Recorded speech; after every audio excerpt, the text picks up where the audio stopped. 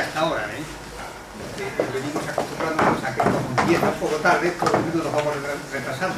Vamos a ver si eso lo vamos cortando y así se termina siempre a las 9 o incluso antes. Bueno, voy a presentaros hoy a la ponente, a la conferenciante de esta noche. Se llama Lourdes Verdes Montenegro. Ella de carrera es física. Trabaja como científico titular en el Instituto de Astrofísica de Andalucía, que está en Granada. Trabaja ella entonces en Granada. Su investigación se centra en el papel del medio interestelar en la evolución de las galaxias, centrándose sobre todo en las galaxias aisladas y en el cúmulo de galaxias. En 2003 ella creó el grupo de trabajo que se llama Amiga, que dio lugar en el ámbito de este grupo a la redacción de más de 6 tesis doctorales, o sea que tiene su importancia. Y este grupo está orientado al estudio de las galaxias aisladas. Este grupo además es el que coordina la participación de España en el proyecto que se llama Square Kilometer Array. Ella dirá ahora lo que es eso. Es una futura, la construcción de una futura infraestructura tecnológica pues, de una enorme importancia. En fin, Lourdes entonces ahora nos va a hablar de este proyecto y ya pues ella tiene la palabra. Un segundo más de desconectar los teléfonos móviles. Muchísimas gracias. Muchas gracias por la invitación y espero que no hacer que nos vayamos después de las 9, porque yo de esto puedo estar hablando horas y horas. Este trabajo me está llevando pues horas y horas de mi tiempo desde ya hace varios años, desde 2011, que es coordinar la participación de España en este proyecto, que va a ser, cuando esté construido, será la infraestructura científica más grande sobre la Tierra. Lo quiero contar desde varios puntos de vista, tampoco sé lo que os interesa a cada uno, porque creo que es un proyecto que merece la pena contarse desde dentro. No solamente contar ciencia, sino contar cómo se consigue llevar a cabo un proyecto de tales dimensiones. Y también, por supuesto, quiero contar qué es lo que estamos haciendo en España para formar parte de, para no quedarnos fuera. Yo trabajo en el Instituto de Astrofísica de Andalucía, en Granada, y tengo la suerte de contar desde hace varios años con el apoyo de Julián Garrido, un ingeniero de software que trabaja en mi grupo y que, como todos allí, hacemos un poco de todo. Entonces todo el tema de gestión del proyecto, que es bastante, pues él me está ayudando, y desde el 1 de octubre pues he incorporado a Manuel González también a trabajar conmigo, al que le he encomendado ponerme un poco la charla en modo divulgación, y entonces hemos estado intentando que sea lo más a la vez interesante y completa, y al nivel que aquí se requiere, que creo que es bastante alto. Yo creo que cuando llegue a las preguntas me vais a poner en bastantes aprietos. Y bueno, a lo mejor me lío un poco porque como no es lo mismo radioastronomía que astronomía óptica, y todo el mundo tiene un radiotelescopio en casa, quizás por ahí me lío un poco. Bueno, entonces, la charla la he estructurado en varias partes. Por una parte quiero contar cuál es la ciencia. Se ha descuadrado casi todo. Vamos a ver si hay suerte. La ciencia que nos lleva a SCA, la que motiva a SCA, y luego qué es SCA. Faltan todas las palabras, creo que ha sido en el problema de cambiar la resolución. Vamos a ver qué pasa, sí, se ha descuadrado todo. También la primera parte sería, entonces, cuál es la ciencia que nos motiva a llevar a cabo este proyecto, los retos que plantea y el impacto social que tiene, porque son retos tanto a nivel de ciencia pero de tecnología. El impacto social que tiene, terminando con la contribución de España. Me quiero presentar un poco más, porque yo soy quien coordina en España este trabajo. y la base viene de mi ciencia. La ciencia que yo hago, a mí lo que me interesa es estudiar, como ha comentado Diego, cuál es el ciclo de vida del gas en las galaxias. En una galaxia sabemos que las estrellas se forman a partir de gas, el gas colapsa, cuando se alcanza determinada temperatura se empiezan a formar las estrellas y hay un momento de su vida en que todo ese gas que las compone vuelve al medio interestelar y hay sería una especie de horno cósmico en el que de material muy simple como el gas atómico pues se empiezan a producir todos los elementos pesados. Todo este ciclo de vida en el que el gas pasa por diferentes etapas es el que a mí más me interesa estudiar y de alguna manera se puede decir que yo me he pasado gran parte de mi carrera buscando el gas más débil. Lo que tenemos aquí es una imagen óptica, es decir, con un telescopio a luz, digamos, más tradicional, de las estrellas, de lo que es un grupo de galaxias, que quizás así visto no podamos tener la percepción de que es un grupo. Aquí tenemos 1, 2, 3, 4, 5 galaxias y esa es la imagen que cuando vemos las estrellas, pero cuando vemos el gas, esto es la misma imagen, en la misma escala, lo que vemos en azul claro es el gas, pues el gas nos está hablando un poco de el movimiento que no podemos ver en estos sistemas porque la separación en tiempo entre los fotogramas de la vida de las galaxias pues son de millones de años. Entonces el gas aquí ya nos está sugiriendo que hay una interconexión entre las galaxias y ese es, digamos, el núcleo de mi proyecto, por no, digamos, entrar en más detalles ahora, y por el que me ha ido llevando a hacer el estudio utilizando una determinada técnica.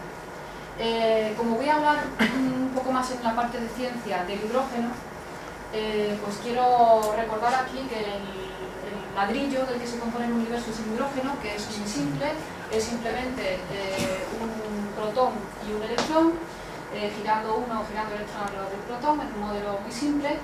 Hay un momento en que cuando el giro se produce, cambia el spin, cambia la dirección de rotación, pues se emite energía a 21 centímetros. Como esta es una transición de muy baja probabilidad, esto sucede cada poquísimo tiempo, aunque haya sea el elemento más abundante del universo. Por lo tanto, esta emisión que se produce a la longitud de onda de 21 centímetros, al ser tan infrecuente, hace que esta emisión sea muy débil. Sucede que esta es la emisión que a mí me permite estudiar este gas atómico, con lo cual necesito de una tecnología, de un área colectora muy grande para poder estudiarlo.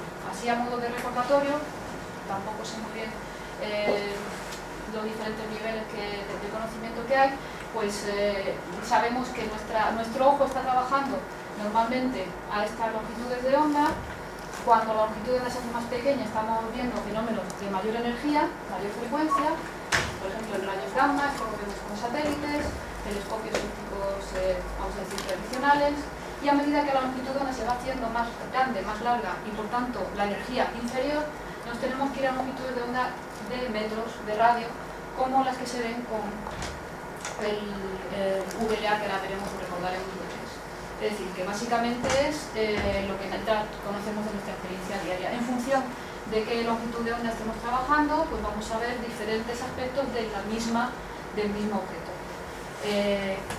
Sacando partido a toda esa información, conseguiremos una imagen global de los objetos del universo. Aquí tenemos un ejemplo, tenemos una imagen de una galaxia, pues desde la información más energética, longitud de onda más energética, que son rayos X, ultravioleta, la visible, que es la imagen habitual con un telescopio óptico, el infrarrojo, que vemos, por ejemplo, polvo caliente, y en longitud de onda radio, que estaríamos viendo de nuevo el gas, como decía anteriormente. Estas imágenes que he mostrado antes, el mapa que mostré antes en tonos claros del gas atómico, lo tomé con este interferómetro, el VLA, que se encuentra en Nuevo México y que consiste en un conjunto de antenas de radiotelescopios que, a diferencia de, por ejemplo, la antena peringranada del radiotelescopio de 30 metros, funcionan de manera conjunta intentando sintetizar la señal que tendría un radiotelescopio del área que cubre todos estos telescopios, de manera que sería el equivalente a un radiotelescopio muy grande. La manera en que funciona no es esta. que probablemente hayan visto.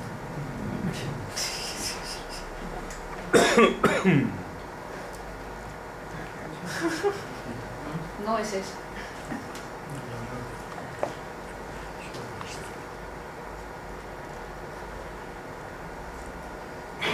Sabéis que es el mismo radiointerferómetro.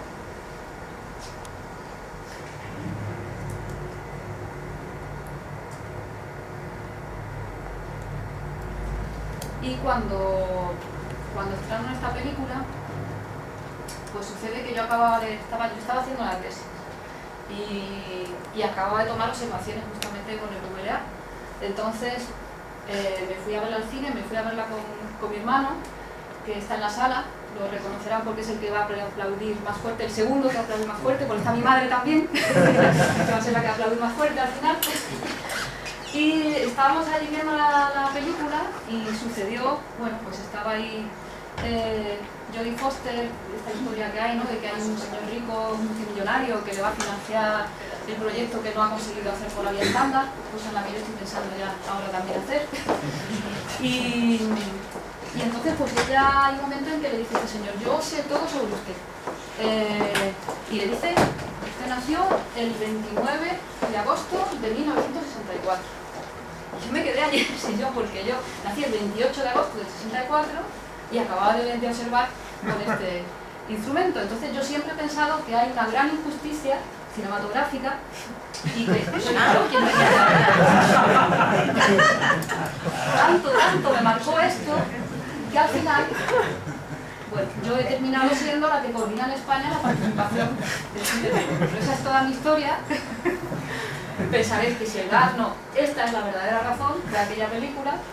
Y me he saltado aquí lo que quería explicar ya en serio, y es simplemente que la idea de que con un conjunto de antenas sincronizadas entre sí, que esto es muy importante, pues podemos reconstruir las imágenes de una antena más grande. La ventaja que tiene es que tecnológicamente es mucho más difícil construir una antena de este tamaño. Entonces hubo un momento en que el límite se alcanzó con Arecibo. Arecibo sabéis que no se puede mover, está metido en una hondonada en una montaña, porque es imposible mover una antena de esas dimensiones. Entonces a partir de ahí se pasó a hacer esto. La traducción de array es arreglo, este conjunto de antenas que nos permiten mucha flexibilidad en la observación y conseguir mayor finura en los detalles, lo que se llama resolución angular, mediante un número de antenas pequeñitas que son más fáciles, más baratas de construir. Esto es uno de los aspectos de la interferometría. Vamos a ver que SCABA lleva la interferometría a su máxima dimensión, ¿no? Entonces, ¿cuál es la ciencia que nos lleva a SCABA? Como decía, a mí me gusta explicar por qué se nos va un poco la cabeza de esta manera para hacer lo que vamos a ver. Como decía, todavía no he dicho lo que es SCABA, pero sí que va a ser la infraestructura científica más grande sobre la Tierra. Entonces, el hecho es que desde hace ya pues 20 y tantos años hay una serie de cuestiones, no solamente de astrofísica, sino de física fundamental o de astrobiología, que han ido convergiendo a unas determinadas características instrumentales. Por ejemplo, esto es un esquema en tiempos. Esto es un cono que nos expresa el origen del universo, su expansión, hasta el momento actual. Esto es lo que ya conocemos como el Big Bang.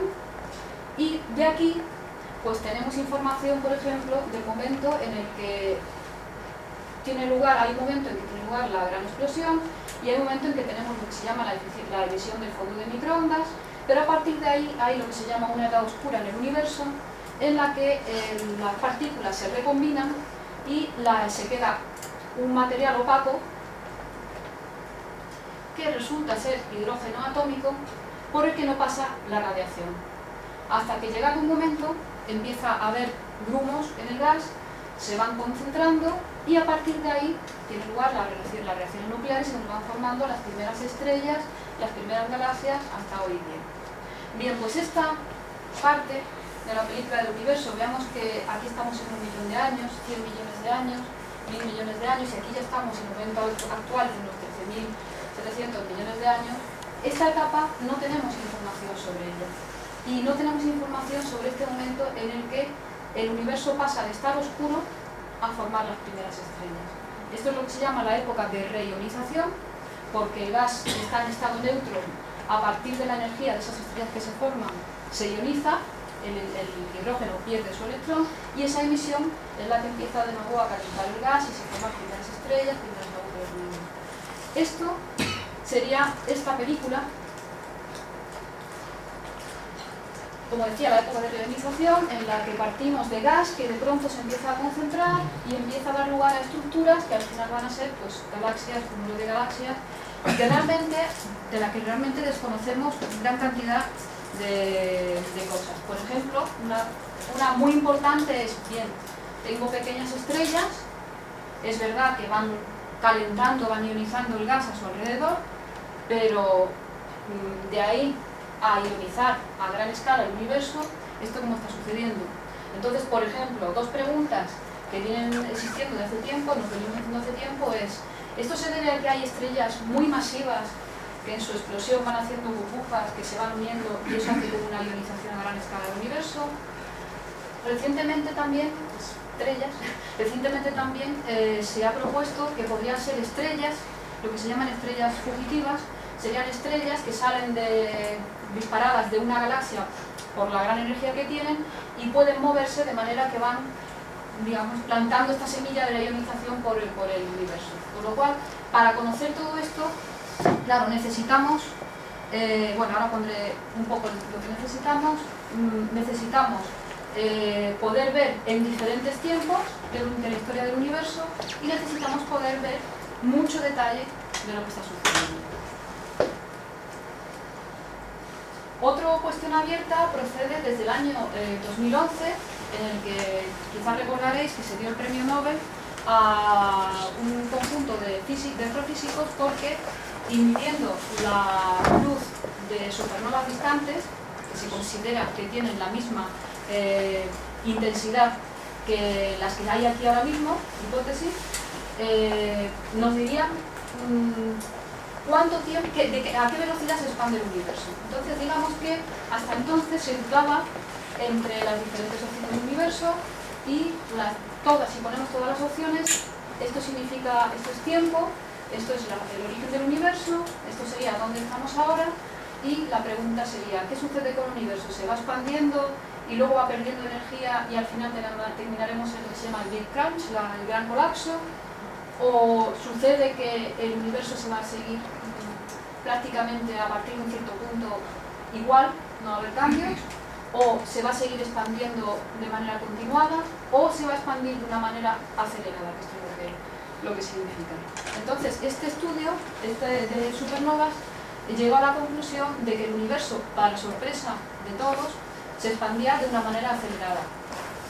Otra transparencia que se ha descuadrado. Pero bueno, aquí lo que hay es una manzana cayendo sobre la Tierra. Entonces aquí la cuestión es, lo que está entrando en juego aquí es la gravedad frente a la energía de expansión del universo. Si el universo se va acelerando y contiene el mismo material, quiere decir que hay algo que está pudiendo a la gravedad. Esto es lo que se ha venido a llamar energía oscura. Entonces, ¿qué es esa energía oscura? Como su propio nombre indica, no lo sabemos, y nos gustaría saberlo. Entonces, al final, estas dos áreas que he puesto, que son solo algunas de las que han ido llevando hasta, requieren de hacer observaciones de muchas galaxias, de millones de galaxias, en diferentes etapas, de manera que podamos observar tanto a qué velocidad está evolucionando el universo, como cómo se va formando la materia que hoy en día constituye las galaxias. Claro, ir atrás en el tiempo significa que la longitud de onda de 21 centímetros que tiene el H1, debido al desplazamiento al rojo, al desplazamiento Doppler, se desplaza a longitudes de onda mayores. Pasamos de 20 centímetros a 650 centímetros. En radioastronomía, funcionamos más igual que en nuestros centros de radio, en frecuencias, en hercios, megahercios, etc. Entonces pasamos de 1420 megahercios a, si queremos irnos a esta etapa de aquí, a 46 megahercios. ¿Esto qué significa? Significa que vamos a necesitar un instrumento que nos permita ir atrás en el tiempo, nos permite ir a longitudes de onda muy largas, de 20 centímetros a 650 centímetros. Eso nos está diciendo una radiación muy débil. Y necesitamos además poder ver detalles. Esto sería un requerimiento que un grupo de astrónomos le pone a este instrumento, que tiene que funcionar en longitudes de onda de radio y dar estas características. Por otro lado, hay otra sección de la astrofísica en la que, qué lástima, se me ha descuadrado todo, en la que, en base a la predicción de la relatividad general de Einstein, pues busca ondas gravitatorias. Einstein predijo que tenía que propagarse la información de la gravedad, el campo gravitatorio, mediante ondas gravitatorias, de la misma manera en la que lo que propaga el campo electromagnético pues son los fotones. Entonces, en el universo debe haber unas ondas que hacen que la gravedad se transmita. Estas ondas, hasta hoy, no han sido detectadas. Hay varios experimentos. LIGO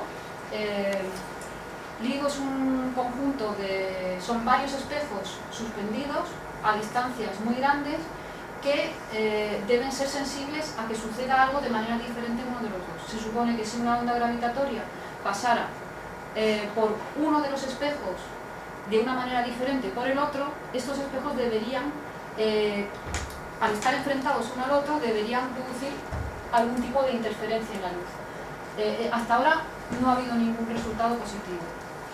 LISA es un proyecto futurista. LISA es un proyecto de satélite de la Agencia Espacial Europea, en el que se pondrían estos mismos espejos, en realidad unas masas suspendidas, se pondrían en satélites. Satélites que tendrían que estar perfectamente sincronizados y localizados, como para que algo que pasara en uno de estos espejos, en una de estas masas de aquí, y no pasara en una de estas masas, lo pudieran detectar. Esta tecnología es mucho más difícil que la de SCA, y ahora mismo lo que hay es lo que se llama un Pathfinder, un precursor de LISA, que se espera se lance a finales de este año. Entonces, esto es una forma de detectar estas ondas gravitatorias. Pero, ¿y si usamos los púlsares? Bueno, primero, ¿qué es un púlsar? Los púlsares son relojes cósmicos. Los púlsares son estrellas muy densas que han colapsado y que, al ser un objeto tan pequeño y en rotación, tiene una precisión de milisegundos o incluso más. Esta precisión en el giro de milisegundos hace que, si no pasa nada por el camino, cada tantos milisegundos nos tenga que llegar la señal de ese púlsar. ¿Qué puede pasar por el camino? Solamente que el espacio-tiempo, la gravedad, tenga alguna distorsión por el camino. Entonces, ¿qué significa utilizar los púlsares como detectores? Pues significa considerarlos como esos espejos que hemos dicho, esas masas colgantes en el universo. Esto que hay aquí sería un púlsar. Esto representa la curvatura del espacio-tiempo debido a la gravedad de un cuerpo, y nosotros desde la Tierra intentaríamos medir los tiempos de llegada de diferentes púlsares, y en el momento en el que hubiese algún retraso o adelanto en alguno de ellos, podríamos empezar a inferir que hay ondas gravitatorias y qué características tienen.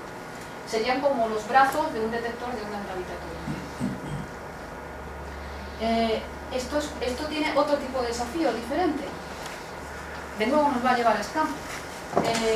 Como son púlsares que emiten señales de radio en nanosegundos, necesitamos precisión en la medida de nanosegundos. Eso quiere decir que tenemos que tomar muy poquita emisión, porque cada nanosegundo nos queda muy poquita emisión de radio de estos objetos. Con lo cual, no solamente necesito una gran capacidad de muestrear tiempos con este instrumento, sino además necesito un objeto muy sensible, con un gran área colectora, para que pueda captar una radiación ya de por sí débil, y encima que solamente la ha integrado un nanosegundo. Sabemos que en astronomía óptica se integra en tiempos de media hora, de minutos. Aquí estamos hablando de nanosegundos. Por otra parte, no vamos a hacerlo con 5 púlsares, necesitamos un gran número de púlsares. Entonces, para poder estudiar un gran número de púlsares, necesitamos un instrumento que tenga un campo de visión muy grande. Este sería otro experimento científico que va en la misma línea. Y por último, y como ejemplo, porque hay más, otro sería el nacimiento de la vida. sabemos que estamos ya detectando continuamente sistemas fuera de nuestro sistema solar, con planetas, exoplanetas, de los cuales esperamos aprender cómo se formó nuestro sistema solar. A día de hoy todavía no tenemos claro cómo se han diferenciado la zona interior de planetas tipo rocosos, de los planetas más gigantes de Júpiter y Saturno, y lo que está aquí representado sería una protonube de gas de la que en un momento dado se empiezan a diferenciar zonas de las que se van a formar los planetas. Aquí de hecho hay como un vacío donde estaría formándose, por ejemplo, una Tierra. Entonces nos estamos preguntando ahora mismo, se están preguntando los que estudian planetología, hasta qué punto nuestro sistema solar es particular, hay muchos como el nuestro, qué variedad hay, cómo se forman los planetas gigantes, en dónde se forman. Entonces hay una cosa clave en un sistema solar que todavía no se ha podido estudiar en otro sistema solar, que es lo que se llama la zona de la línea del hielo, del congelamiento de nieve. Esto se define en una nube de la que todavía no se han empezado a formar planetas.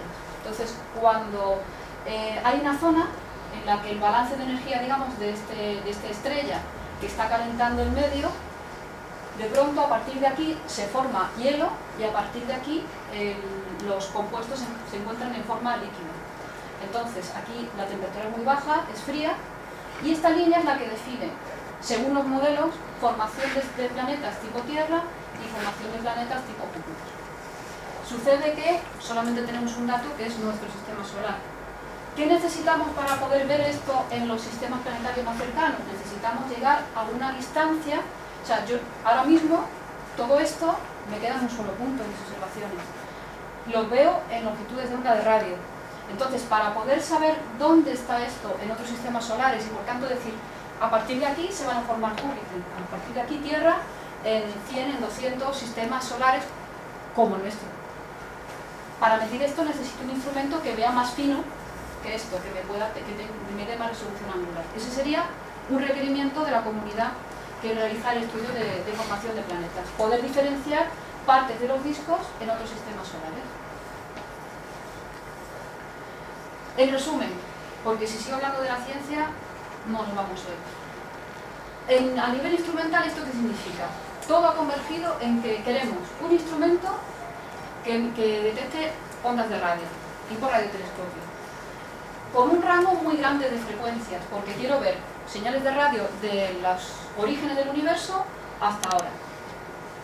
Tiene que tener una superficie colectora muy grande, tiene que poder ver longitudes de onda de radio, tiene que ver ondas de radio en pequeños sistemas solares de otras estrellas, tiene que poder ver del origen del universo, tiene que poder distinguir detalles, con lo cual necesito que sea un interferómetro, porque el interferómetro, gracias a esa separación que hay entre las antenas individuales, lo que me da es justamente una mayor resolución angular, y además necesito poder ver una gran parte del cielo. No me va a una parte pequeña porque no es eficiente, necesito un gran campo de visión. Como se han estropeado todas, pues está también. Entonces, como ya en 1991 se propuso lo que se llama el Hydrogen Array o el instrumento de hidrógeno de 1 kilómetro cuadrado por Tim Colwell y Perley, que siguen trabajando en este proyecto, que a mí me gustó mucho la frase, y es que hay un volumen de la enciclopedia del universo, como acabamos de ver, que está escrito con la letra del hidrógeno atómico. Desafortunadamente la tinta es muy débil y necesitamos una gran lente para leer este texto. Esa lente justamente es SCA. ¿Qué es SCA? Por fin.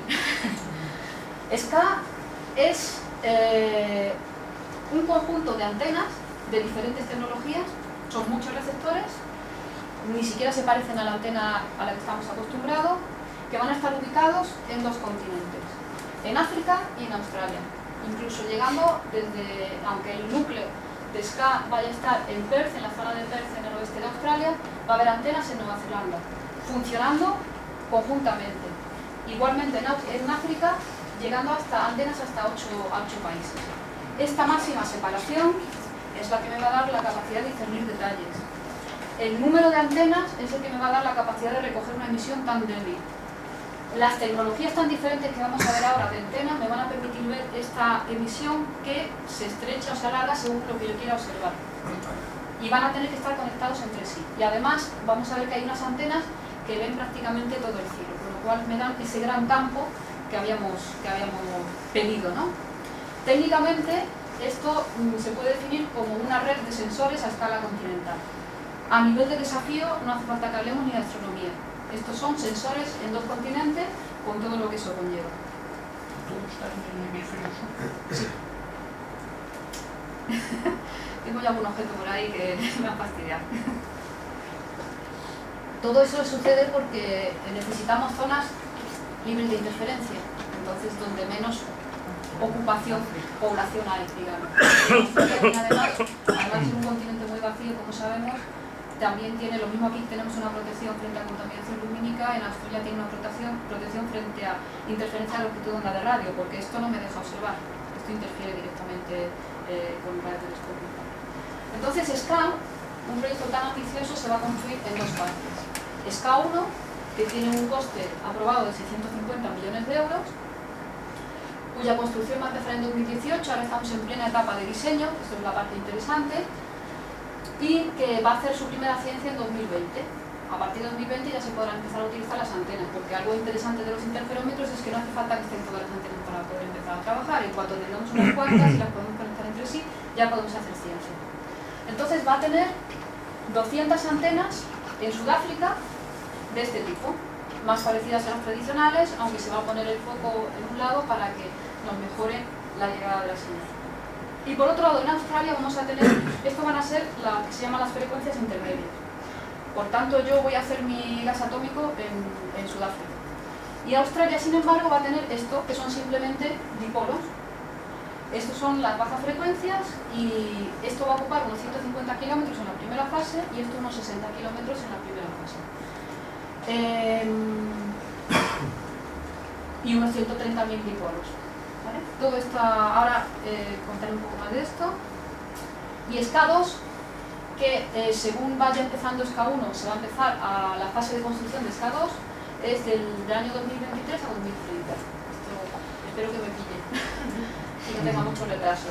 Aquí es donde vamos a alcanzar las líneas de base, es decir, la separación máxima entre antenas de 3.500 kilómetros. Y aquí ya, esto requiere lo que se llama un programa de instrumentación avanzada. Gran parte de la tecnología que se va a utilizar todavía no está completamente desarrollada y una de ellas es esto, que es lo que se llaman los Dense Aperture Arrays. Estos son dipolos, una especie de camas de Fakir, lo único son dipolos de este tamaño más o menos, todos puestos juntos. Cada cuadrado de estos es un cuadrado de estos, esto tiene unos 60 metros, aquí tenemos un coche. Y cada una de estas estaciones, de las que se quiere construir 250, pues va a muestrar un rango de frecuencia, las bajas frecuencias. Además va a tener los dipolos que habíamos visto antes, 500.000 dipolos, y de las antenas 2.500 antenas. Además estas antenas ya no solamente recogen la luz en un solo punto, sino que llevan el equivalente al ACCD en óptico, y es un check, se llaman como tableros de ajedrez. Y esto permite que en lugar de llegar la radiación a un punto, esto es el foco de una antena parabólica normal, ¿no? Entonces aquí, en lugar de llegar a un punto, hay una serie de píxeles y me amplía el rango de visión, del campo de visión, y me amplía y me da también a la vez mucho detalle por tener muchos píxeles en el foco de la antena. Bueno, pues esto es SCA.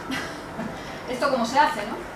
Esto tiene retos científicos y retos tecnológicos, claramente. Y eso es lo que, en esta parte de la charla es lo que quiero contar, con unas pinceladas, ¿no? Y no voy a empezar por cacharros, voy a empezar por personas. Ya se ha visto en proyectos más pequeños lo difícil que es gestionar equipos grandes. SCA está formado tiene como participantes ahora mismo, y habrá más, a unas 100 universidades, 20 países, 5 continentes, tenemos China, tenemos Australia, tenemos India, tenemos Canadá, más países. Todos estos países contribuyendo ahora mismo trabajando en el diseño, incluido España, trabajando en el diseño de este proyecto. El diseño está organizado por unos 10 paquetes de trabajo. Cada paquete de trabajo centrado en una tecnología: las antenas, los dipolos, el procesador de datos, el correlador de la señal, que es el que reúne la señal de las antenas para pasársela al procesador de datos, etc. Cada consorcio está liderado por un país, pero tiene varios países. Ahora veremos un poco el caso de España, ¿no? Entonces, un país lidera ese consorcio, pero participan socios de varios países. Coordinar equipos, simplemente que cuando uno está durmiendo, el otro está despierto. Organizar teleconferencias, que me necesitan para teleconferencias a las 2 de la mañana o a las 7 de la mañana, porque no siempre le va a tocar al de Canadá tener que estar de madrugada, ¿no? Ingenieros de software, ingenieros de sistemas, esto ya de por sí es un desafío de utilidad para cualquier otro proyecto que se quiera hacer. Es decir, este es el mayor desafío de gestión de equipos que ha habido hasta ahora. Al mismo tiempo, este proyecto no se puede hacer sin la colaboración de la industria. Se han hecho instrumentación en astronomía con participación puntual de la industria, pero aquí tenemos producción masiva de antenas, de receptores, de chips. Todo eso requiere colaboración con la industria, de manera que se le pase el diseño a la industria lo produzca de manera masiva. Y a nivel de comunicaciones, y esto es también otro ejemplo, tenemos que tener en cuenta que todas las antenas tienen que estar, de cada frecuencia, tienen que estar conectadas entre sí. Eso se hace por fibra óptica. Esto va a generar va a necesitar fibra óptica para dar 2 veces la vuelta a la Tierra. Y si alguien no sabe lo que significa echar cable de fibra óptica, esto es lo que significa echar cable de fibra óptica. Hacer zanjas y meter cables. Bueno, sí lo sabemos porque estamos estudiando obras, ¿no? En nuestro barrio con alguien que está metiendo no sé qué otro cable más, ¿no? Pues esto es lo que significa conectar las antenas de SCA entre sí. En términos de Big Data,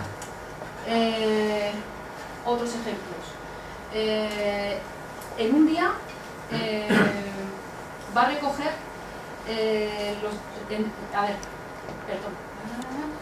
quería anotar esto. Va a producir las antenas 10 veces todo el tráfico global de Internet. El ordenador central de SCA va a tener la potencia del procesador de 1 millón de PCs. Esto es un ejemplo, ¿no?, de un iPod. Se necesitará 2 millones de años para reproducir los datos que recoja SCA en un día en un iPod. Todo esto supone un desafío en transporte, almacenamiento, procesado y análisis científico, que luego nos darán los datos a nosotros y tendremos que hacer algo con ellos. Voy a poner una animación que ha hecho es que se nos van siempre los mejores. Yo tenía un chico en mi grupo trabajando antes que Julián, que comenté antes, que era tan bueno que está trabajando para la oficina de SCA ahora, en Manchester. Entonces, pues, me quedé sin él, pero él hizo una animación en la que se ilustra solamente SCA 1. Este es el tamaño de archivos típicos por la NASA, la librería del Congreso de Estados Unidos, YouTube, la información de YouTube, las búsquedas de Google. Se va rescalando, ¿no?, para que veamos todo lo que se hace con Facebook, emails de negocios, que eso sabemos bastante. Este sería el equivalente de una antena de SCA 1. Eso no es nada comparado con todos los datos de los dipolos. Y ahora vamos un poquito más a detalle. Aquí tenemos suficientes datos en 1 segundo, en 3 segundos, para llenar cuántos portátiles. En 24 horas, 350.000 portátiles de datos, con una antena. Con los dipolos, SCA 1 Low, para llenar en 1 segundo 35.000 DVDs. Esto va subiendo hasta que lleguemos a 24 horas. 3.000 millones de DVDs. Y esto sería vamos a ver el archivo de datos. Esto sería el tráfico global de Internet en 2015, y este es el tráfico global de Internet de SCA 1. Si esto no es un desafío de lo que se llama ahora Big Data, no sé cuál es. Entonces esto va a ser, este proyecto está haciendo tractor de todo lo que es tecnología de información y comunicaciones, no ya por la cantidad de fibra óptica y sincronizar esas señales, sino simplemente almacenar, procesar, transportar todos esos datos. ¿Por qué tanto dato? A mí me gusta explicarlo con este ejemplo porque yo creo que es una cosa que no hemos visto nunca.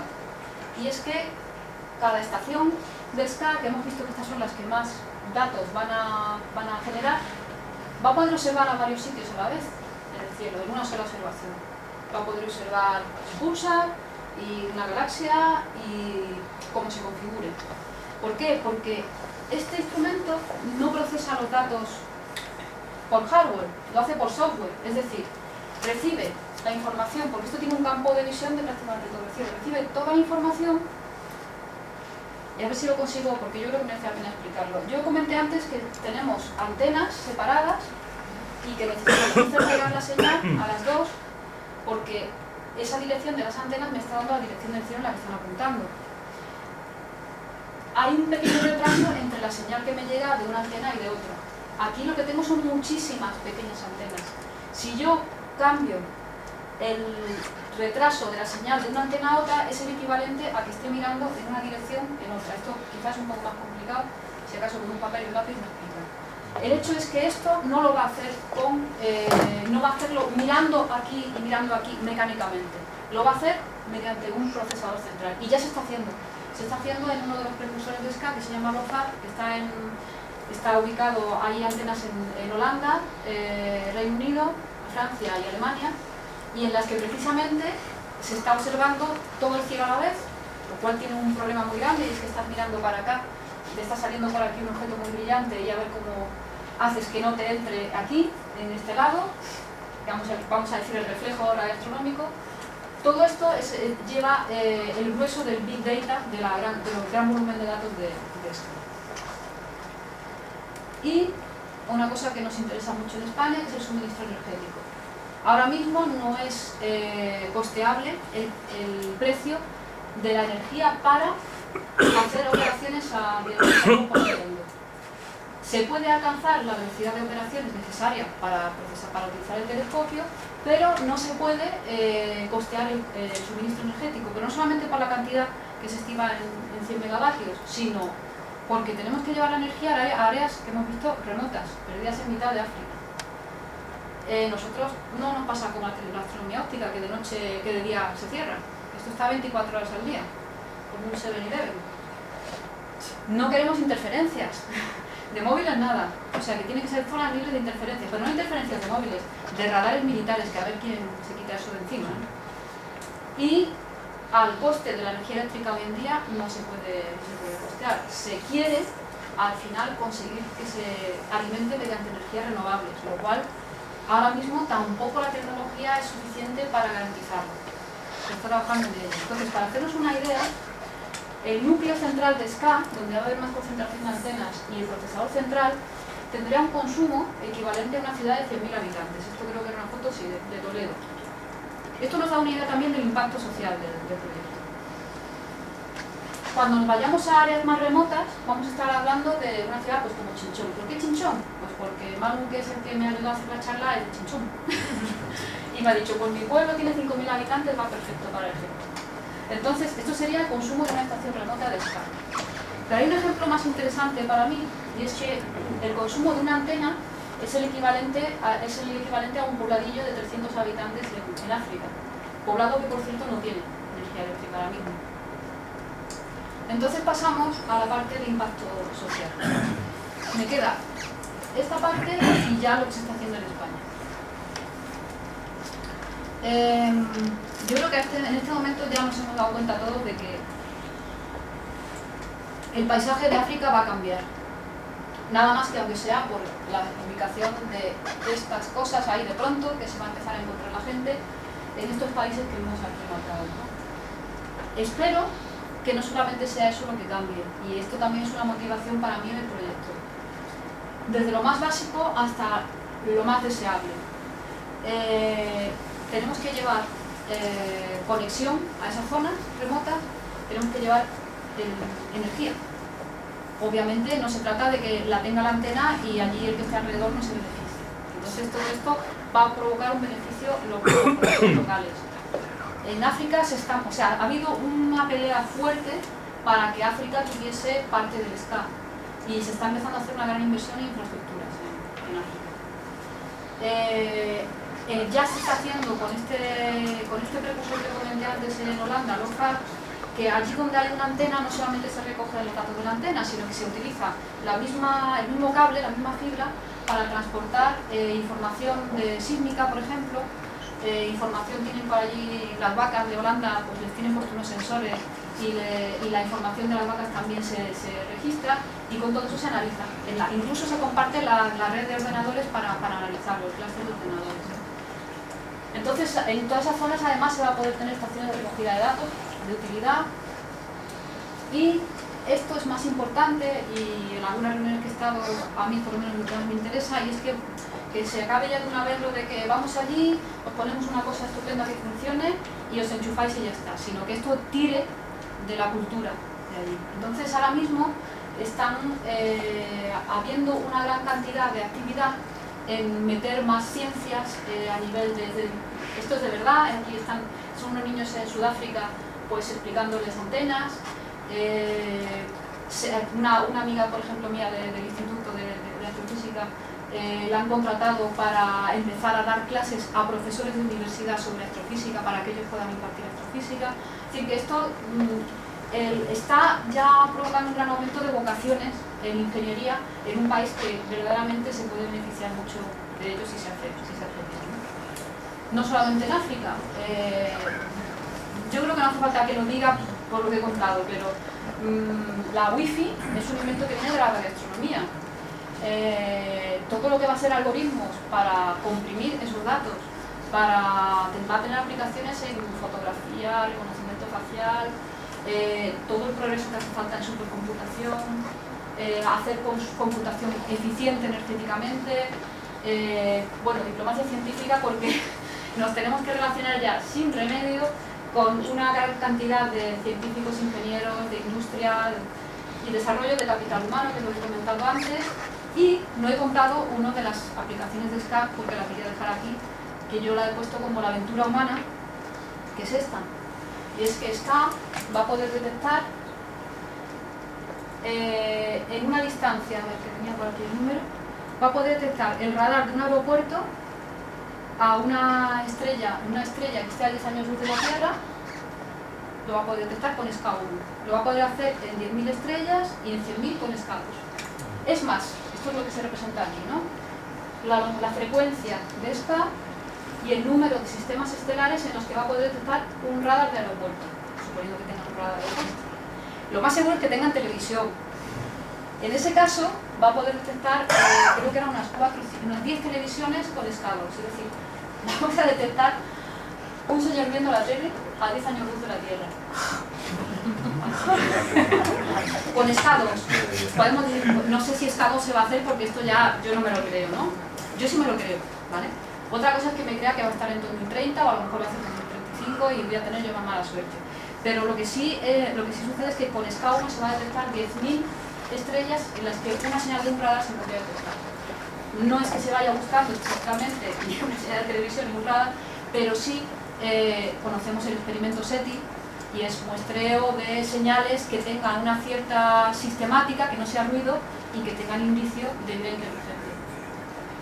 Esto solo justifica para mí SCA, porque si nos amplía miras ya de este proyecto, pues esto nos lo ampliaría más, ¿no? Pero, ¿qué hace España aquí?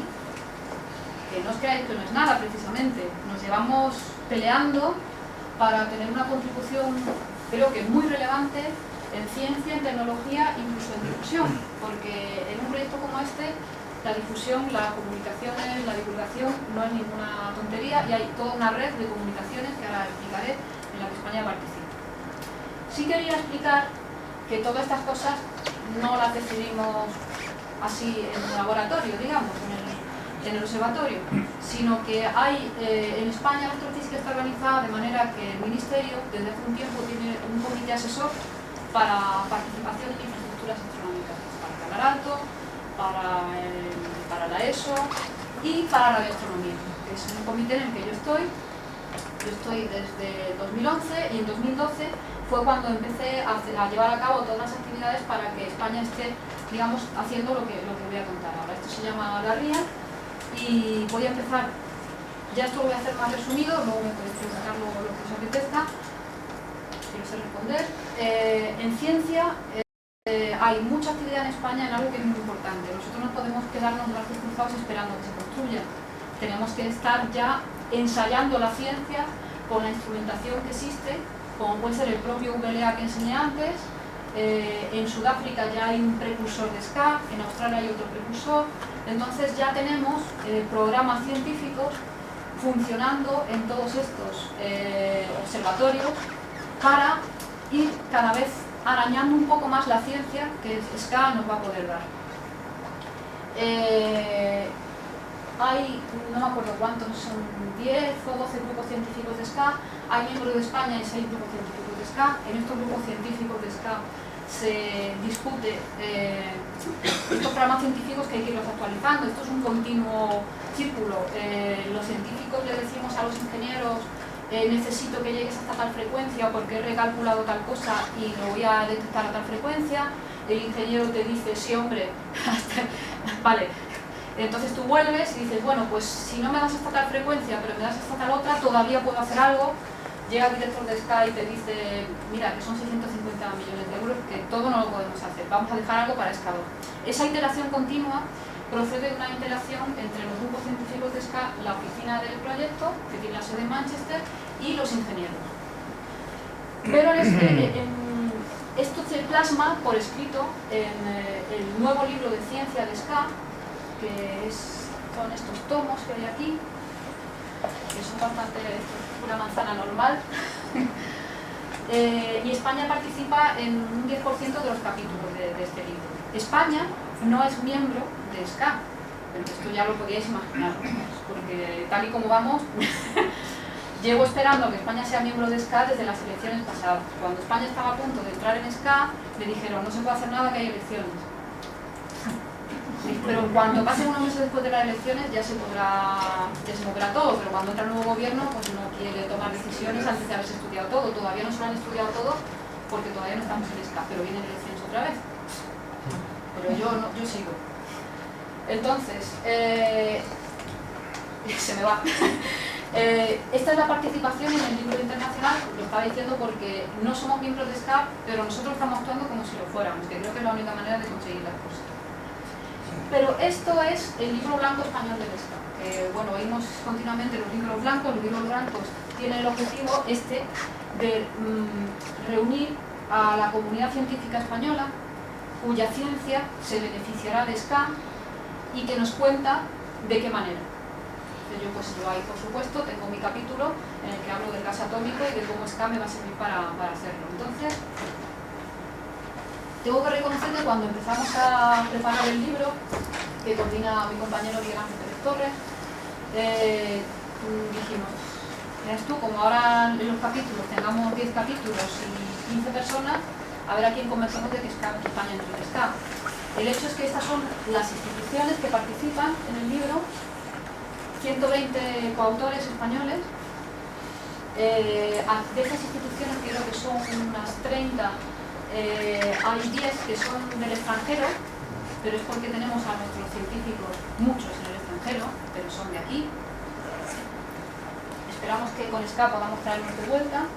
Entonces, todo esto son institutos de la Universidad de Granada, Complutense de Madrid, Instituto de Física de Canarias, Politécnica Superior de Jaén, Max Planck de Radioastronomía, porque aquí se nos fue uno o dos. Este libro resume todo el interés científico para los investigadores españoles en SCA. Libro que le hemos dado al Ministerio para que le conste. Y a nivel de tecnología, y esto es lo que a mí más, porque aunque he puesto primero la ciencia, pero realmente esto se lleva empezando desde 2011. En 2011 me dio el Ministerio de Financiación lo que se llama Vía SCA, la vía de España para el SCA, el estudio de viabilidad de la participación de España en el SCA. Entonces el objetivo de este proyecto era identificar si España podía participar tecnológicamente en este proyecto, en qué áreas, tanto a nivel de centros como a nivel de empresas. Entonces, estuvimos identificando hasta 40 empresas que podían tener un perfil como para participar en las diferentes áreas tecnológicas del proyecto. Estas empresas estuvieron dispuestas a darnos su información para registrarlas en esta página web, una página web en la que esta matriz ¿No seré de la última fila? No. Menos mal. En medio tampoco. Ni se pretende. En esta columna... Ni yo. En esta columna hay tecnologías, pues correlador, no me lo estoy inventando porque no leo, pero te lo sé porque lo he hecho. Son áreas muy concretas de tecnología y estos son empresas. Y lo que hay en esta matriz son puntos en los que se identifica empresa española con tecnología de escala. Esto fue el primer paso del homicidio, no sé lo que se pongo aquí. Bien, este fue el primer paso. Les dimos información a las empresas,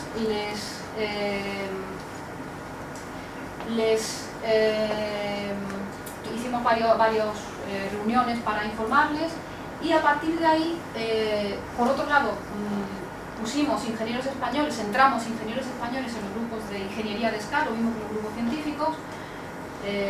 Yo misma entré en alguno, yo pensaba que podía acceder. La oficina de SCA fue muy abierta, inmediatamente se le presentó la experiencia de ingenieros españoles y a pesar de la imagen que nosotros sentimos muchas veces que hay de España fuera, los ingenieros españoles tienen muy buena perfil, digamos, muy buen currículum, muy buen prestigio, y entonces fuimos entrando poquitos, porque no podíamos permitirnos más, no somos país miembro, en los diferentes grupos de trabajo de SCA. Bueno, pues como se hacen estas cosas, vas de reunión en reunión, alguno hasta se cree que eres miembro, pero no eres, pero fuimos participando de todo el proceso, que en este proyecto, pues desde 2011 hasta ahora han pasado muchísimas cosas, han pasado por diferentes fases, hasta que ahora estamos ya en la fase de diseño final del proyecto. Entonces, en esa fase de diseño, ahora os voy a contar que empezó en 2014, como unas pinceladas de la participación de España, y con eso termino. Tanto de empresas como de centros tecnológicos y financiadas por nosotros. Nosotros no quiero decir mi proyecto, sino que yo mi participación en el diseño del procesador de datos no la pago de mi proyecto. El de siempre, el de hacer galaxias en gas atómico, el Ministerio no me da una financiación especial porque ahora mismo en España no tenemos una área de financiación específica para participar en SCA porque no somos miembros.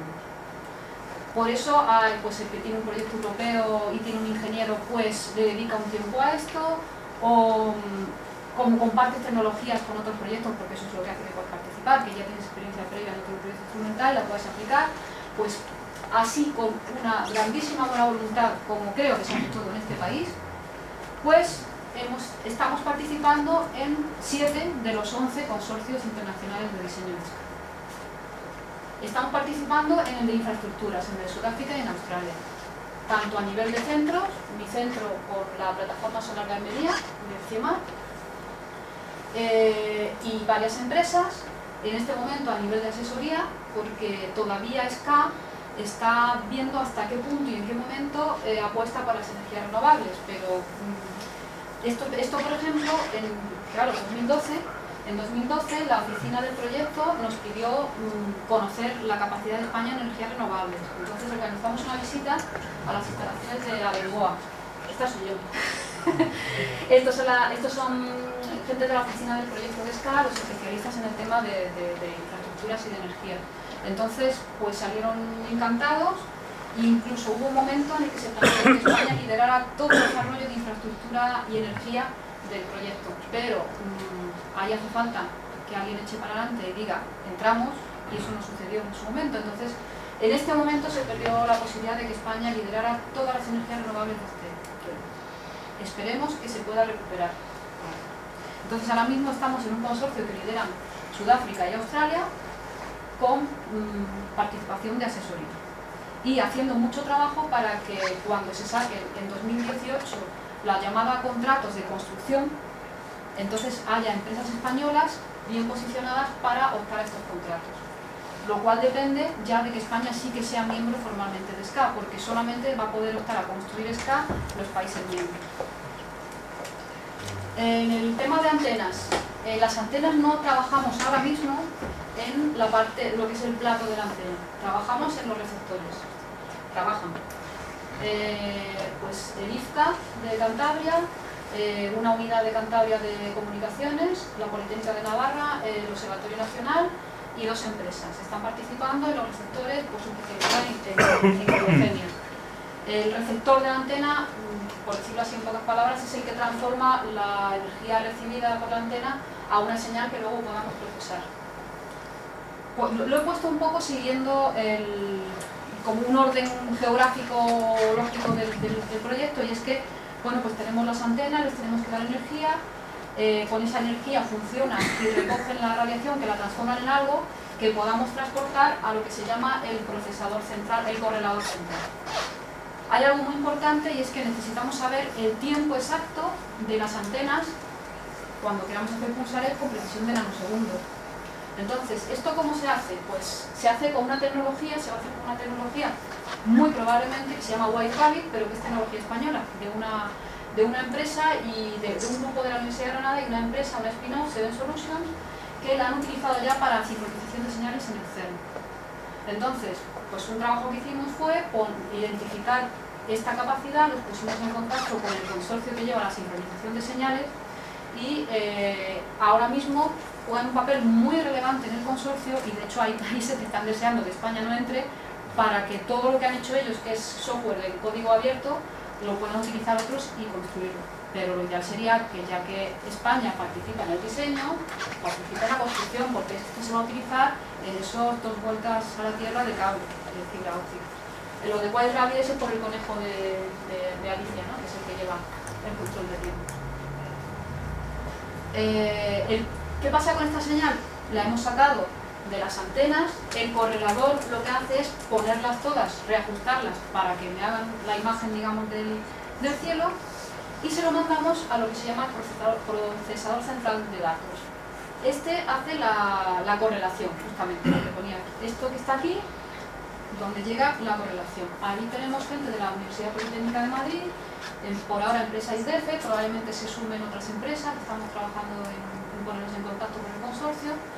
Aquí es donde se hace un procesado por hardware. Eso quiere decir que la ecuación que hay que resolver para poner en la información de manera que se pueda analizar de los datos que vienen de las antenas, en lugar de meterse en un ordenador, se programa, puesto aquí a golpe de martillo, en un circuito especializado en hacer solo una ecuación. Eso hace que el procesado de los datos sea mucho más eficiente que por software, por programación. Entonces, la primera parte gruesa de analizar, de procesar los datos se hace en estas placas que se llaman FPGAs, y en cuyo diseño están trabajando, como decía, pues de un departamento de la Politécnica de Madrid. Y el último paso de todo esto es, una vez que estos datos ya se han procesado un poco, pasan al procesador de datos científicos. Este procesador de datos científicos es el que tiene que al final darle el producto al astrónomo. Por eso nosotros en mi grupo estamos trabajando en el procesador de datos científicos, porque aunque yo soy científico, pero siempre me ha interesado mucho esta parte, y es ¿dónde están mis datos? ¿Cómo me los traigo? ¿Dónde los proceso? ¿Y cómo los comparo con otros datos? Esta pregunta requiere mucho desarrollo, y es la que va a hacer que yo pueda hacer la ciencia que merece este instrumento. Entonces, de todo lo que hace el procesador de datos, en mi grupo en Granada trabajamos modestamente en intentar resolver algunas de estas preguntas, porque yo ya llevo tiempo teniendo un pequeño grupo de ingenieros de software en mi proyecto, en los que justamente intentamos facilitar la vida del astrónomo, que como somos muy torpes, pues necesitamos que nos pongan alguna facilidad, porque al final te tienes que ver con comprender tus datos y comprender el ordenador, el sistema, dónde corren los datos, dónde están, etc. Entonces, lo que nosotros trabajamos es en esta parte, que es muy importante, y es distribuir los datos a la comunidad científica para que los pueda aprovechar. Esto incluye una serie de problemas, no es que en todos trabajemos nosotros. Cómo acceder y cómo visualizar esta cantidad de datos, pero a mí me parece muy importante cómo compartir el conocimiento, sobre todo en un proyecto global como es SCA. Esto sería para otra charla de otro día, si queréis la doy. A mí me preocupa mucho la situación del método científico ahora mismo. Cada vez vemos más artículos en la prensa de retractaciones, de resultados que no se pueden reproducir, Básicamente, yo misma me cojo un artículo mío de hace 10 años y no sé dónde están los datos, no está escrito en el artículo todos los pasos que he dado, no es reproducible. Entonces, esto ya no lo podemos permitir, si menos con tantos datos. Entonces, venimos hace un tiempo trabajando en una serie de herramientas que permitan facilitarnos que toda esa metodología la pueda reproducir otra persona. Esto no se deja de hacer por que no quiera, es que es muy difícil, porque al final tienes versiones, si es que nada más que hacemos en nuestra vida diaria un documento y qué versión era, la 3 o la 3.1 o la que pone final o la que pone enviado.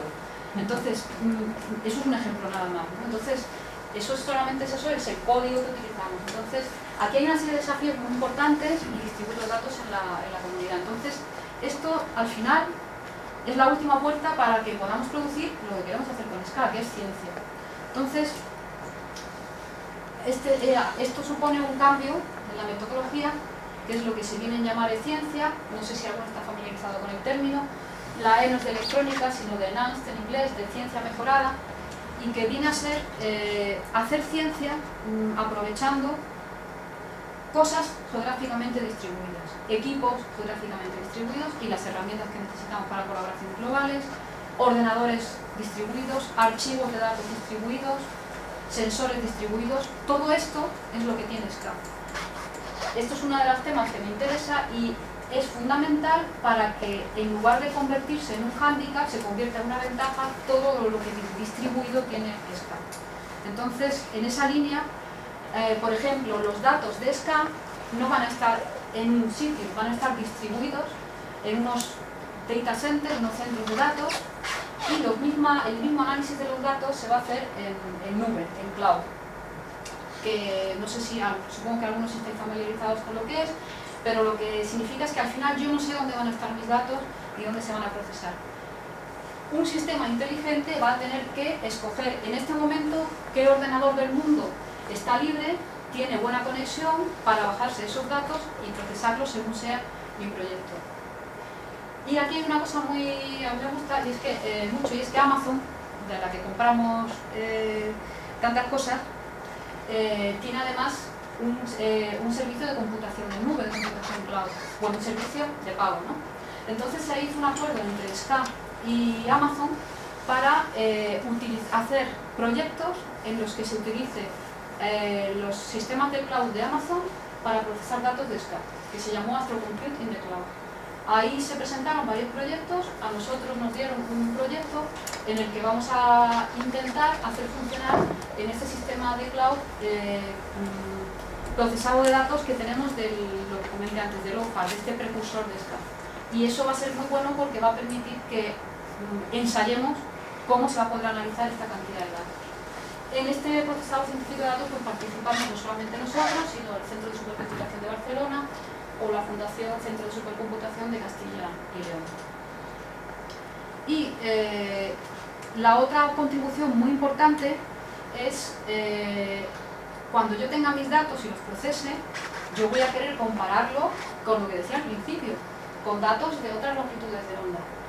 Pero si cada archivo está en un formato diferente, va a ser muy difícil combinar esos datos. Este problema no es nuevo, este problema ya se abordó en la Revolución Francesa, y no me refiero a la liberté, fraternité, égalité, sino que con la Revolución Francesa además se dio lugar al sistema métrico decimal. En astronomía, nuestro sistema métrico decimal es el observatorio virtual, el que define las unidades estándares para que yo pueda intercambiar ficheros y combinarlos, y no tenga un dato de SCA y un dato del telescopio espacial Hubble y tenga que trabajar muchísimo para conseguir superponer uno con otro. Este es el otro área en la que nuestro grupo está trabajando y lo dejo ahí. Y solamente resumir esto, que tampoco se tiene que leer, pero esto sí es muy importante. Esto es la firma del director general de SCA. Esto es una carta del director general de SCA dirigido al subdirector general de infraestructura del ministerio, en el que le dice que reconoce esta tabla en la que pone antenas, procesador central, procesador de ciencia, CSIC, Universidad Politécnica de Madrid, empresa no sé cuánto, contribución en personal, contribución financiera, y en qué paquete de trabajo de diseño, y ahora mismo, sin ninguna línea de financiación del Ministerio para SCA, pues hay 10 centros de investigación y 11 empresas que participan en 7 consorcios de diseño de SCA por 2 millones de euros. Y eso ha sido sin apoyo, digamos, financiero. Y bueno, los centros de investigación todavía, porque los científicos creo que somos conocidos por que nos da igual el dinero que nos da. Si tenemos que poner nuestro bolsillo, pues se pone. Pero las empresas no son conocidas por eso y sin embargo hay 11 empresas que participan en estos consorcios de SCA. No quiero dejar de nombrar la unidad el trabajo en comunicación. Como decía, en España participamos en la red global de comunicación de SCA. La participación la lidera el jefe de la unidad de divulgación de nuestro instituto y en ella pues participamos en un plan estratégico de comunicación, se traducen comunicados de prensa, se difunden redes sociales, tenemos un site español y parte de esto es esta charla que doy aquí, es decir, difundir el proyecto a todos los niveles. Por lo tanto, y para concluir, creo que ha quedado claro que SCA va a llevarnos a una revolución a nivel de ciencia, al límite de tecnologías, de comunicación, big data, suministro energético, almacenamiento, y que no nos olvidemos que va a traer a los mejores científicos e ingenieros. Si ya se nos están yendo, si ya se nos han ido, ya no nos va a quedar ninguno como empieza SCA y España no está en el proyecto. Y esto es el último evento importante que tuvimos. Desde el Instituto Astrofísico de Andalucía estamos haciendo un gran esfuerzo para coordinar todo este trabajo y el 23 de octubre pasado tuvimos el Día de SCA de España. En este Día de SCA conseguimos reunir a 18 instituciones académicas, 17 empresas en el mismo foro. Es la primera vez que se reúnen en una reunión, en un congreso, para hablar de SCA y poner en común los científicos qué ciencia van a hacer, los ingenieros cómo la van a hacer, las empresas de qué manera también quieren contribuir. Y aquí en esta reunión que tuvimos en Granada quedó muy claro que España está en una posición estratégica, privilegiada para explotar científicamente SCA, para contribuir en áreas clave al diseño. No vamos a hacer las carreteras, vamos a hacer el corredor central, el que va a dar los datos al científico. Y por lo tanto, y siento que se haya descuadrado todo, pensamos que hemos hecho ya todos los deberes, los ingenieros, los científicos, y lo que necesitamos ya es una decisión política antes de 2017, que es cuando van a empezar los contratos, y que España no puede permitirse quedar fuera.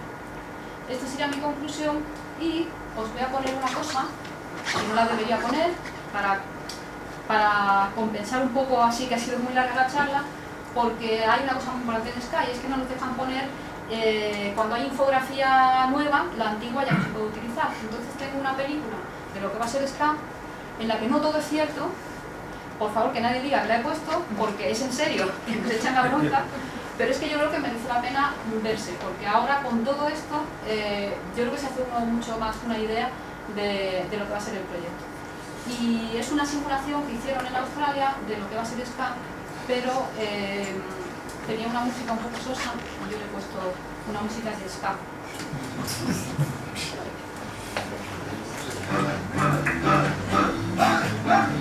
Es un género musical.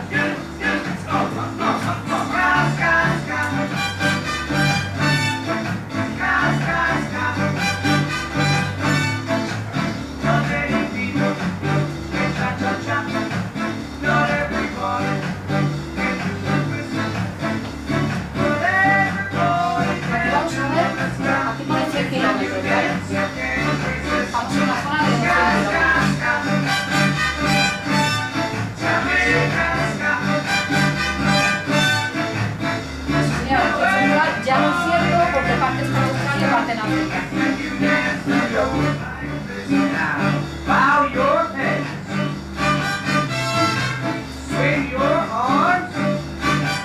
Bueno, y las fechas tampoco son ya ciertas. Son los licores que presentaban.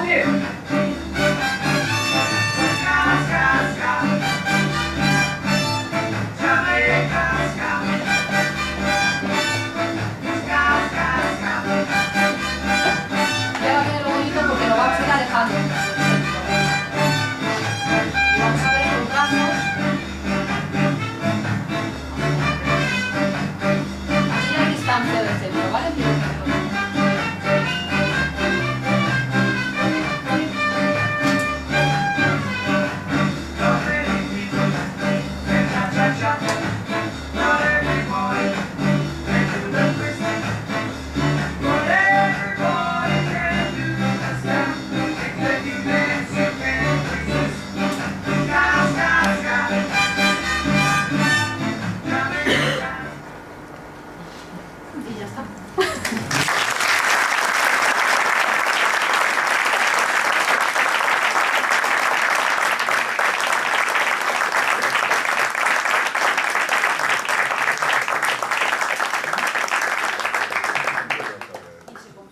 primero ha sido mi madre y luego mi hermano.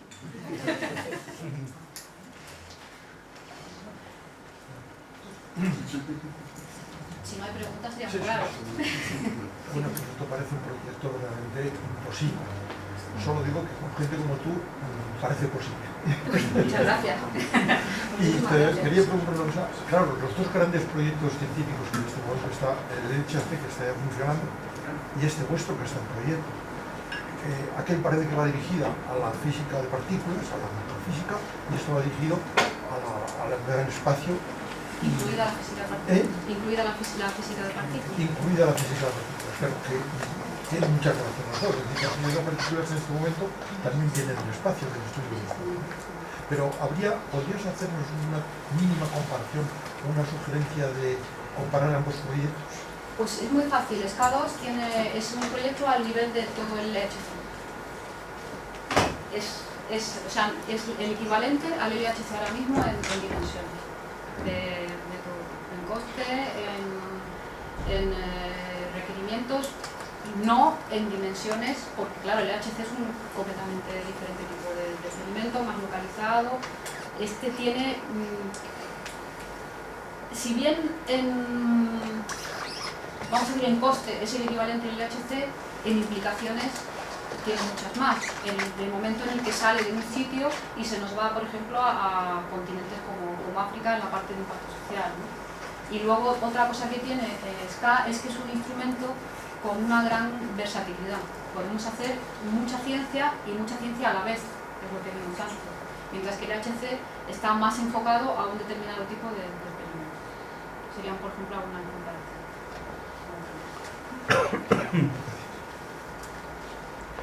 Con respecto al ALMA, ¿qué diferencias o qué similitudes?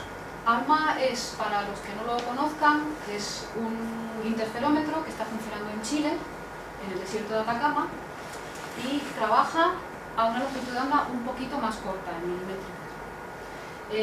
En milimétrica, sobre todo, nos encontramos, por ejemplo, emisión de moléculas, no de átomos como el hidrógeno. Ha sido también un desafío y en las primeras reuniones de SK se invitaba justamente a personal de ALMA para que explicase cómo se había llevado a cabo el proyecto en términos de interacción de ingenieros, etc. ALMA está ya a pleno funcionamiento, nos está dando pues, estudio de, por ejemplo, de el gas más denso y más caliente. El H1 es un gas más frío que está más en la parte de afuera de las galaxias, con lo cual la información que nos da ALMA, por ejemplo, sería más de las zonas más cercanas donde se forman las estrellas, porque el gas va un poco en capas, la parte de fuera es más difuso, el H1, la parte de dentro es más denso, el gas molecular, que lo vería ALMA, y de ese gas molecular es donde al final se terminan formando las estrellas, por ejemplo. Mientras que SK, que nos va a dar, por ejemplo, el gas atómico nos informa más sobre las interacciones de las galaxias. Por supuesto hay muchos más proyectos, pero la diferencia fundamental es el rango de longitud de onda y que, por ejemplo, en ALMA nos afecta mucho el agua en la atmósfera, por eso está situado en un lugar muy seco y a una gran altitud, mientras que en radioastronomía nos afecta una parte de la atmósfera que es la ionosfera. Entonces eso también, ahí se han hecho pruebas para la ubicación de SK, de dónde sería más estable la ionosfera, porque influye en otro tipo de cosas, ¿no? Si no recuerdo mal, la fase primera sería del 2018 al 2022 y daría resultados positivos en el 2020. Pero sí, en el 2018 va a empezar a construirse, tendría que estar ya, las inversiones tendrían que estar realizándose, ¿no? Sí, los países, ahora mismo a nivel internacional, o sea, una cosa es España y otra cosa es a nivel internacional. A nivel internacional, los consorcios de diseño están en las etapas finales de diseño, han pasado de diseño de detalle a hacer prototipos ya. Luego viene la etapa de llamada a contratos, que lleva un año entero, todo sacar los tiempos para que las empresas obtengan los contratos. Y ahora mismo lo que está organizando la oficina de SK es toda la normativa para cómo dividir o quién va a poder optar esos contratos, si los va a gestionar la oficina, si lo va a pagar la oficina o lo va a pagar los consorcios o lo van a pagar las empresas. y hacer un tratado internacional de gestión de este observatorio. Esa es la fase en la que estamos. Luego, entre 2018, 19 y 20, va a ser la época en la que empieza la construcción. En 2020 no tendremos, por supuesto, todo K1, sino que tendremos una serie de antenas, una serie de dipolos en fase de prueba, y en esa fase de prueba se hace mucha ciencia. Me refería a mi pregunta relacionada con el hecho de que va a ser difícil la participación española. Sí, es difícil, pero todavía estamos a tiempo. Claro, si nos hubiésemos quedado esperando a que alguien nos dijese que podíamos entrar, sería imposible, simplemente. Podíamos haber participado más a nivel de ingeniería. A nivel de ciencia no es difícil, porque eso lleva al no llevar implicaciones tan económicas, es más fácil, pero yo, por ejemplo, a día de hoy tengo dos ingenieros de software, un doctorando y ahora mismo nadie más para hacer ciencia de radioastronomía. Yo tengo que hacer esto y preparar mi proyecto científico. Ya necesito poder contratar a alguien que me ayude. Pero bueno, por lo menos puedo pensar sin dinero, digamos, de alguna manera. Pero a nivel de ingeniería, el problema es que cada día que pasa tenemos que hacer más. Nuestro trabajo es un poco de diplomacia. Cuando tú quieres que un español entre en un consorcio y, como dice, le pisas el pie al de Reino Unido, porque España compite en esa tecnología, pues te pasas el tiempo intentando convencer al Reino Unido que vale que España compite, pero es que si no España no entra, a lo mejor no se puede hacer el proyecto porque es muy caro. Entonces siempre es un poco negociar necesitan más países en el proyecto y saben que España puede aportar en muchas áreas, ¿no? Entonces sí, claro, a mí me hubiera gustado que España llevara todo el tema de energías renovables y para eso estuvimos trabajando. Si hay suerte y se hace más énfasis en energías renovables en K2, pues lo mismo todavía podemos, pero hubiera sido muy bueno haber aprovechado el principio de trabajo. Entonces sí, todavía se puede hacer bien, se podía haber hecho muy bien. Se tendrá que jubilar el ministro Soria para eso. Si fuera solo uno el que se tiene que jubilar. Además es que a nivel de ministerio nuestros interlocutores están convencidos a nivel intermedio, pero son pocos y tienen el presupuesto que tienen. Entonces es que lo que necesitamos es que llegue al punto en el que decide diga adelante. A mí me parece que es evidente porque todo este proyecto, este gran proyecto tiene una implicación industrial pronta. Entonces eso representa, eso se lo debe de hacer ver a Soria y a quien sea, que va a haber un feedback, un retorno de dinero para las empresas que empiecen a construir, pues, para las antenas, por ejemplo. Sí, tenemos... Eso es un dineral tremendo. Está todo puesto en documentación. Que va a ser un proyecto en donde dando muy poco se puede obtener un gran volumen de dinero. Llevo diciendo eso desde 2011. Por cierto, Antonio Tuzón de la Universidad de Cantabria está con vosotros. Es un gran... No te suena. La gente de Plan. Proyecto Plan. Gente de Proyecto Plan. Bueno, eso es un instituto del... ¿Hay algún otro país en la situación de España que estando trabajando estén ahí, que si forman o no forman al final? Portugal. Estamos todo el día en contacto. Es más, le contamos a España que va a entrar Portugal, Portugal le cuenta que va a entrar España, a ver si así. Llevamos trabajando juntos de hecho Portugal lleva más tiempo que nosotros, porque Portugal tiene una ventaja, aunque todavía no ha entrado, y es que ellos tienen un vínculo por la época colonial con África muy grande. Entonces, esto es que se mueve de una manera muy curiosa, cuando hay un evento en la embajada de Sudáfrica, va el señor de Portugal allí, y entonces al final dicen, oye, pues es que nos interesaría estas relaciones que tenemos ya diplomáticas, pues que vayan también en torno a SCA. Cosa que, por ejemplo, España no tiene un vínculo tradicional con África, con Sudáfrica o con otros países o con Australia.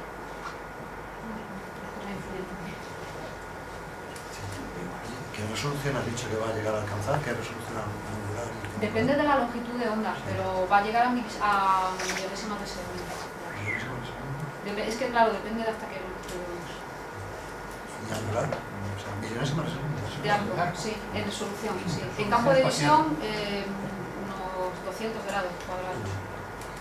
¿Y se van a guardar todos los datos en crudo para luego guardarlos o no? Se retira. Primero, bueno, no voy a decir ni que sí ni que no, está en discusión, pero lo más probable es que los datos en crudo no se guarden, sino que se guarden en una etapa de procesado.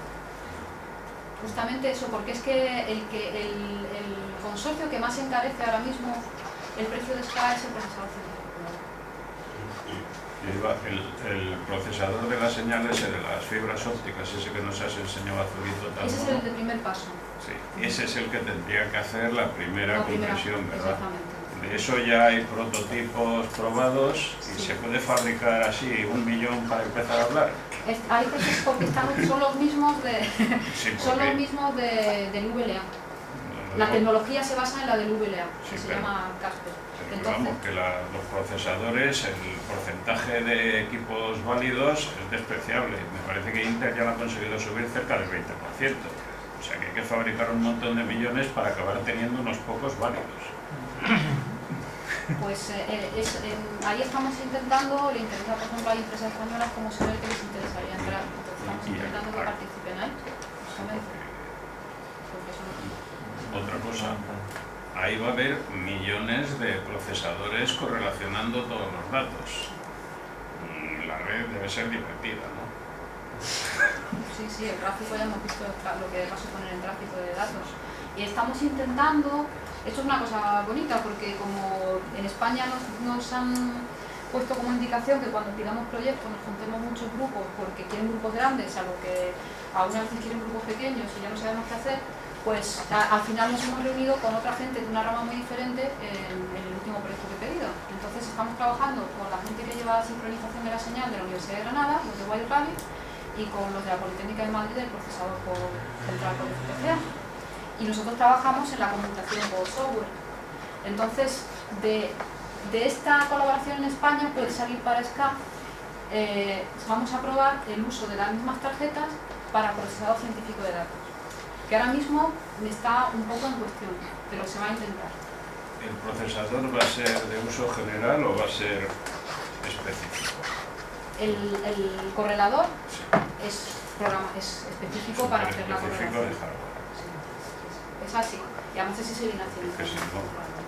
Lo que estamos intentando es llevar algo de lo específico a de ciencia, allá a los análisis de datos, que son más difíciles porque también son muy variados y por el... En fin, ahí yo es verdad que me... Una cuestión. Me ha parecido ver que el patrón de distribución de las antenas es aleatorio. ¿Parece? ¿Es así o...? No, a gran escala tiene una forma de brazos espirales y impares para que... aquí ya me puedo ver pero como la información que se obtiene bruta, digamos, viene de la distancia entre antenas y de la proyección de la distancia entre antenas, si tenemos 2 antenas aquí y 2 aquí, esta información es redundante. Todo lo que sea simetría es información redundante. Entonces se ha hecho un patrón asimétrico para SCA2. SCA1 va a estar en una zona central y ahí sí es aleatorio. Para las grandes distancias, en esa parte, bueno, aleatorio, ahí domina, es aleatorio dentro de lo que permita minimizar la fibra óptica, que hace falta. Ahí se ha hecho mucho cálculo para minimizar la cantidad de fibra. ¿Y otra cuestión? Perdona, semi-aleatorio porque interesa que haya una concentración central de antenas para cubrir las pequeñas distancias, etc. Y otra cuestión, ¿tienes un plan de ataque hacia los medios de comunicación? Sí. Porque yo sinceramente a mí esto me encanta, pero la primera vez que lo oigo. Entonces, claro, me imagino que mis amigos, mis compañeros de trabajo, de esto nada, o sea, y los que vean Sálvame y tal y cual, pues menos. A ver, lo voy a explicar. Hemos observado el plan de ataque, no sé qué contar, pero bueno, hasta ahora España necesitaba entrar en el ELT. En el ELT, el Gran Telescopio del Sur, en el que llevan una serie de años para llegar a la situación en la que nosotros estamos ahora con SCA. Eso se ha retrasado hasta límites muy arriesgados. España opta a la construcción de la cúpula del gran telescopio de LT. Eso se tenía que haber aprobado que España participara hace varios años. Se ha retrasado hasta hace poco. Hasta que eso no ha sucedido, lo que no puedes es bombardear a los medios con quiero entrar en el LT, quiero en el SCA y quiero el CTA en España, que ha sido el otro proyecto. Ahora mismo ha habido LT, CTA, que es una red de antenas que al final va a ir a Canarias, la sede del sur, y que van a ser unos sectores para altas energías, no antenas para altas energías, y hasta que no se ha confirmado que iba a España, no podemos, pero ahora ya sí. Entonces sí, ahora ya sí hemos empezado pues el país. El año que viene una cosa muy bonita, y es que el año que viene va a ser la reunión de la Sociedad Española de Astronomía. Ay, al final no lo he puesto, una cosa muy bonita que tiene SCA.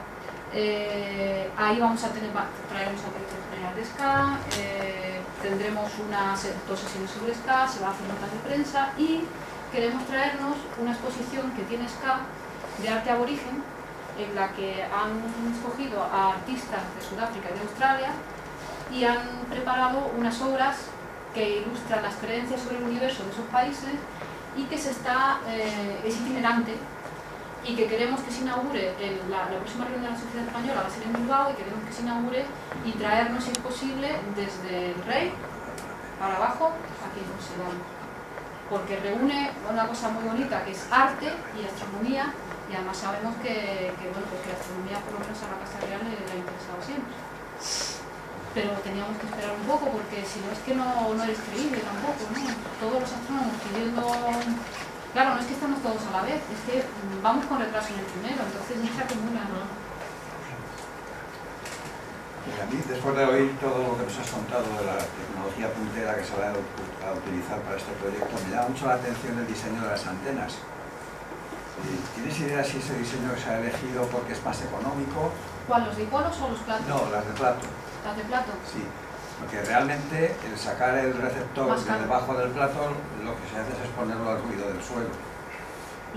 La idea es que produzca la respuesta sea más tratable que si tiene el receptor en el centro, por el tipo de lóbulos laterales que produce, pero es más caro sacar el receptor fuera del cuerpo, por lo que yo sé.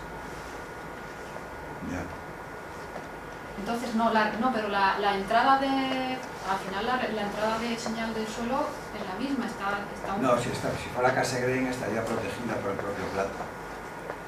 Eso que se emplea en las comunicaciones normales, el receptor está metido dentro de una caja debajo del plato y el sistema es Cassegrain, es decir que existe un subreflector que dirige la radiación que viene del plato principal al receptor. Cuando se tiene fuera, digamos que esto sería un montaje que recordaría al de Herschel, ¿no? Que tenía el telescopio con el espejo un poco inclinado para no poner la cabeza delante del telescopio. Entonces lo que ocurre es que el receptor no está protegido del ruido del suelo, del ruido de la tierra, de la radiación de la tierra, ¿no? Yo sí que sé que ha dominado la dificultad de al combinar tantas antenas. Como tienes que combinar la respuesta de tantas antenas, esta configuración fuera de eje se considera que era más fácil que la que interfiere el receptor en el Pero bueno, eso es con la fibra óptica, con lo que se hace la configuración, ¿no? No, me refiero a que la respuesta de una antena es un haz principal o sus lóbulos laterales. Sí. Entonces, al tener el receptor en el centro, esa configuración era peor que si se ponía en un lado. Eso es lo que han tenido que hacer. Pero lo del tema del ruido yo no lo sé, me voy a enterar. Me interesa ver. Y sé que hay un momento en que se estaba descartando porque era más caro. Es como si estuvieras utilizando un lóbulo lateral del plato. Ahí ya no te puedo Tiene sensibilidad. Bueno, vale. Martos, lo que se hace en la astronomía para evitar el ruido del suelo se enfría el receptor. Eso es común. Pero aún así entra señal de sí. No, yo no sé la respuesta. Bueno, pues sí. ¿Queda alguna más? Sí, una última pregunta. Aunque las longitudes de onda que no son apropiadas, ¿piensas que tienen capacidad de ver cuerpos del sistema solar, asteroides? Sí, hay proyectos para esto, sí. Sí, pero no te sé contar mucho más de eso. Incluso mirando, digamos, para el lado del sol, al lado de uno. Hay proyectos para la Ciudad del Sol, pero no me sé decir, no sé decir nombres. Bueno, pues si no hay más preguntas, agradecer a Lourdes